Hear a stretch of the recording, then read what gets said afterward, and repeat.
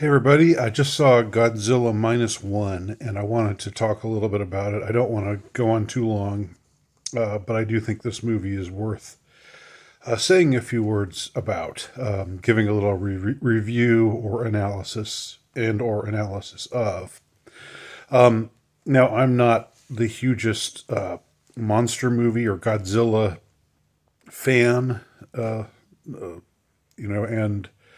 the last few efforts that have been put forth by Hollywood, with Godzilla or King Kong or other big creatures, these multi-million dollar productions, or the Meg, or these other things about monsters in the sea doing stuff, and it's costing zillions and zillions of dollars of major Hollywood studio money.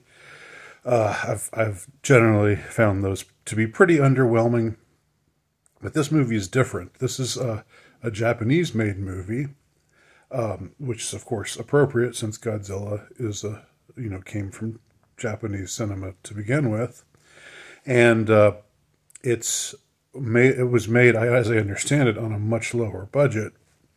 However, it still has some pretty effective special effects, and it's just a surprisingly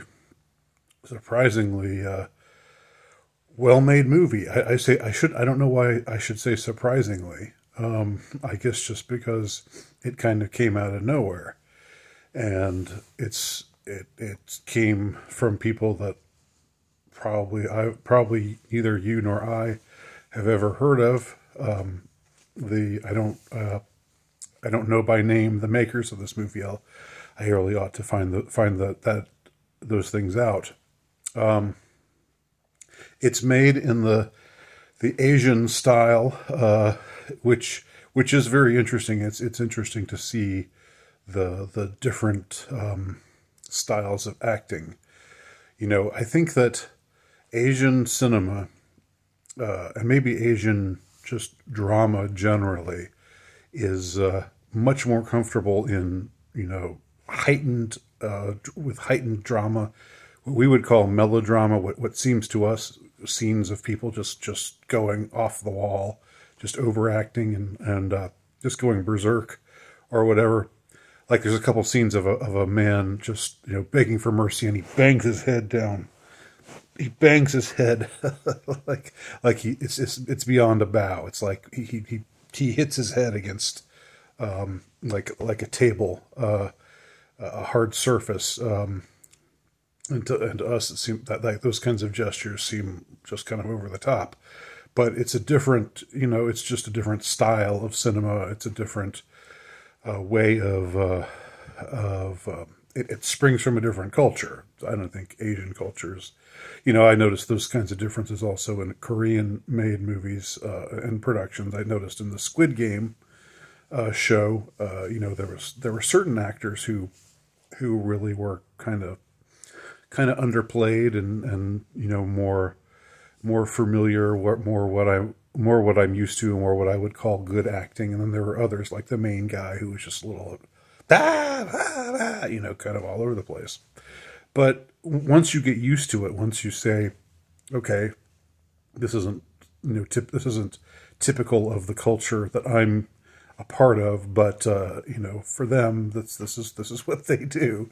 Then you can sort of take it on its own terms. Now, I'm talking about the style of acting, but really, this is a monster movie, right? This is a movie about Godzilla, and there's plenty of monstering. There's plenty of destruction of cities and all the kind of stuff that you see in a monster movie, and the man against monster, and man having to band together to fight monster.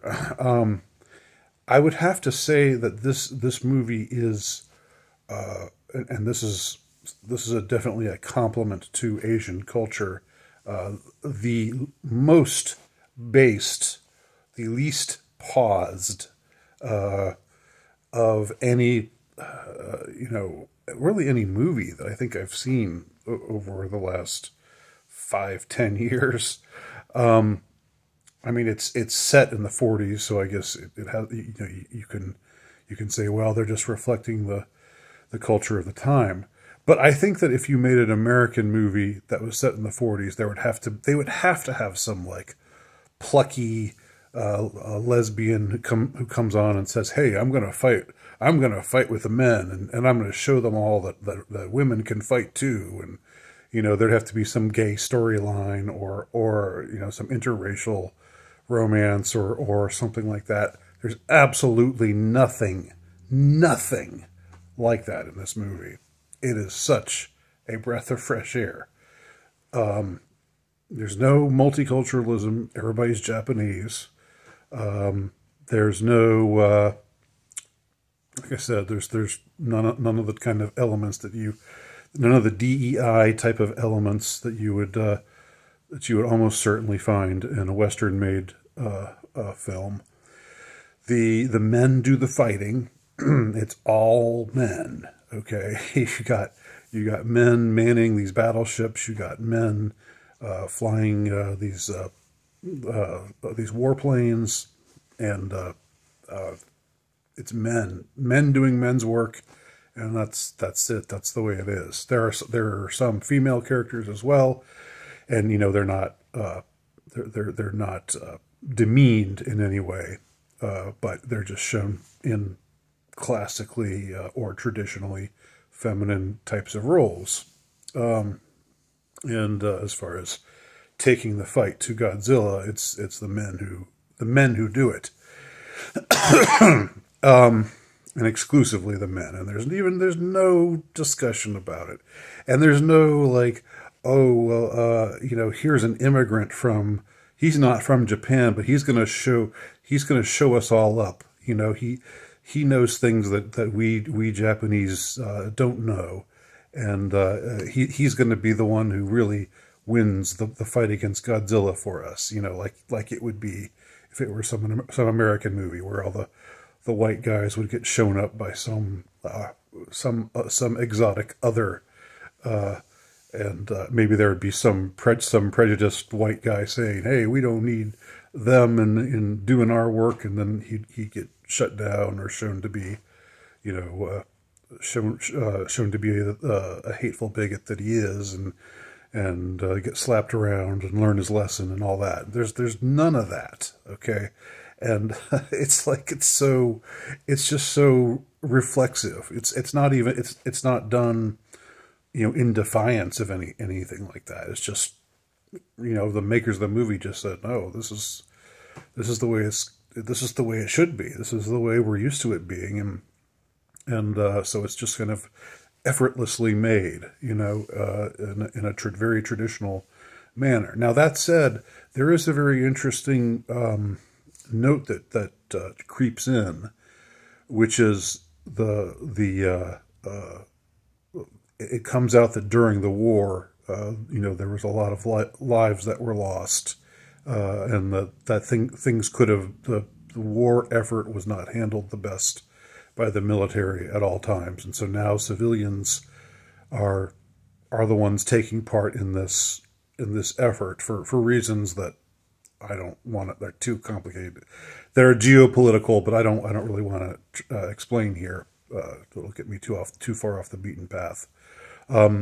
But these civilians, they're led by somebody who's a military man, but they talk about how this is for life, so this is not a fight to the death. This is a fight for the life of our, of Japan, and for the life of our children and our children's children, and so forth. And there's a question early on about a kamikaze pilot who forsook his kamikaze mission, and who feels like a coward for having done so. And there's somebody who's angry with him for doing that. There's a couple characters who believe he was a coward, that he wimped out because he didn't want to crash his plane against an American fighter in the waning days of World War II. but so there's a question of, is he going to redeem himself by becoming a kamikaze again, by giving his life to fight Godzilla, or is he going to is he going to fight but also manage to live? There's this ethic of, the importance of human life, which is something that's a little different. It's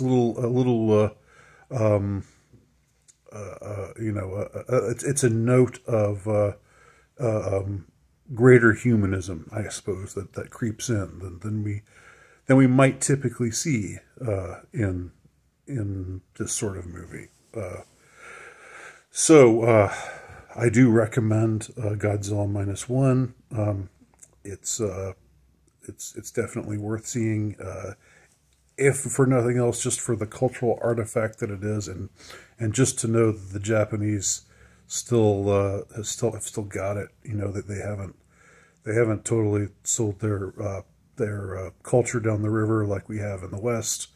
They're a great example as far as this movie goes. Anyway, they're a great example to follow, and I hope more Western movie makers watch this movie and grow a little bit of a backbone and stop caving to this DEI crap, and start making the kind of movies that people really want to see again. So those are my thoughts on Godzilla Minus One.